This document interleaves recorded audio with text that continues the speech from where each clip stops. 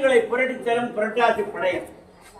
ஒரு மனிதன் நன்றாக வாழ வேண்டும் என்று சொன்னால் அவனுக்கு செல்வம் எனும் பணம் தேவை என்று சொல்கின்ற பொழுது ஒரு வார்த்தையை சொல்வது வழக்கம். நாளைக்கு எனக்கு 1000 ரூபாய் தேவை, யாரிடமாவது கேட்டு புரட்டிக் கொள்ள வேண்டும் என்று சொல்லி கேட்டிருப்பீர்கள்.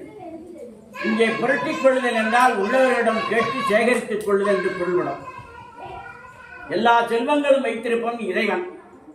அவன் திருவருள் மங்கள ஆசிகளாக கிடைத்துவிட்டால் வாழ்வில் எல்லா வளங்களும் சேர்ந்துவிடும்.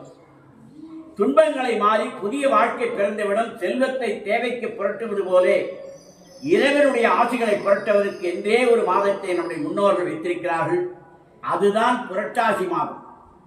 அந்த புரட்டாசி மாதத்திலே ஆசிகளை புரட்டி தரும் மாதம் என்பதால் அந்த மாதத்துக்கு புரட்டாசி என்றே பெயர் பெற்றது. புரட்டாசி என்றால் 3 விஷயங்கள்.